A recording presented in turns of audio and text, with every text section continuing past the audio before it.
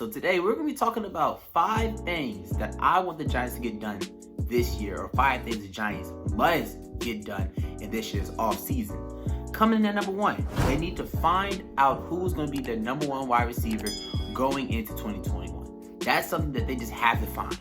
You know, whether if it's in the draft, whether if it's out there in free agency, you go out and you sign a Allen Robinson, you go out there, you get a Kenny Galladay, or you end up drafting a Jalen Waddle or a Devontae Smith. No matter what happens, they need to come out of this year's offseason with a starting wide receiver, like a starting one caliber. It was a major hole in this year's offense.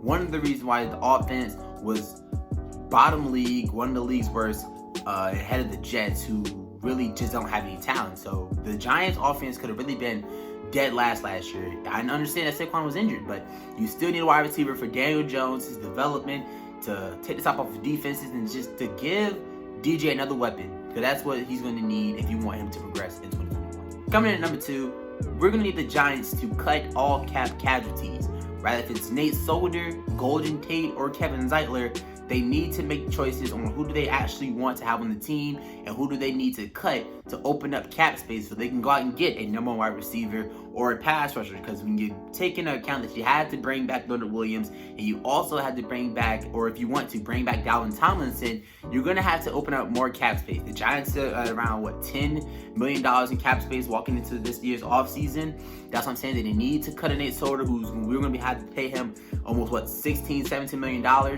Definitely not worth that. Tate holding up $8 million. Spencer Pulley, $8 million. They must find ways to, cut these cap casualties to open up. Coming in at number 3, they need to solve this Leonard Williams, Dalvin Tomlinson situation. Dalvin Tomlinson has reportedly expressed that he wants to be a Giant for life. He wants to come back to the Giants. He loves the Giants. And the Giants fans love Dalvin Tomlinson. He wasn't a Dave Gettleman guy. He was a Jerry Reese pick. But ever since, getting drafted, I want to say, 3rd, 2nd round, he's been a good nose tackle for the Giants. He's always been a part of this D-line that is very, very good and very, very excellent at stopping the run. A very good nose tackle. Then you got Leonard Williams, who's coming off a career year in Patrick Graham's system.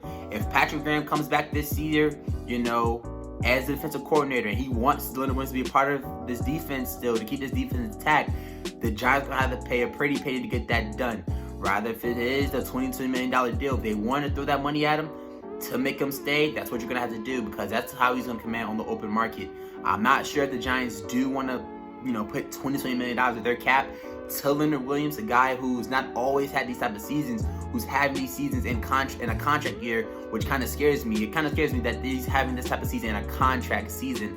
I would expect him to do what he's did when he could have $22 million annually in his bank account. Number 4, we all know the Giants need to attain a pass rusher. We all know that the Giants, surprisingly, were tied 12th in sacks this year with 40, but we know that in some instances where we can't get any pressure, we can't generate no pressure on the quarterback, they sit in the pocket and it just dot us up. Which also brings me back to Leonard Williams. We're going to pay Leonard Williams $22 million, Aaron Donald money, but does he put Aaron Donald type of pressure on quarterbacks consistently throughout a game? And that answer would be no. So the Giants need to go out in free agency or in the draft, if you're drafting Kwity Paye, Gregory Rousseau, or you're going out in free agency and getting a Bud Dupree or a Shaq Barrett out of Tampa Bay, you need to find a way to obtain a pass rusher in this year's offseason, because you can't walk into 2021 with Lorenzo Carter or Oshane Ximines as your premier best edge rushers on your depth chart. That's not going to fly. Number 5 is finding the defense's cornerback 2.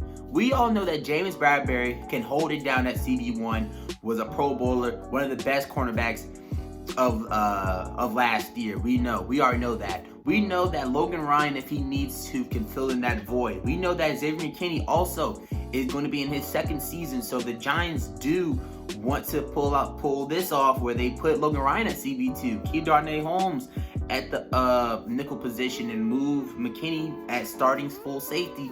That's something they might do. So if you see the Giants not go out and get a suitable cornerback at CB2, that might be a That might be what they want to do as in depth chart wise, where they put Logan Ryan at CB2. But if you don't want to do that, then you're going to have to go out in free agency and find a CB2. I don't feel like the Giants are going to find a CB2 in the draft unless they take a first round corner, rather if it's Khalid Fairley or JC Horn. That's what they're going to have to do to find a CB2 free agency wise. But that's one thing they're going to also have to do in order to grab a cornerback too, because you cannot have Isaac Yiadom as your CB2 walking in to 20. We're gonna have a little bonus one here.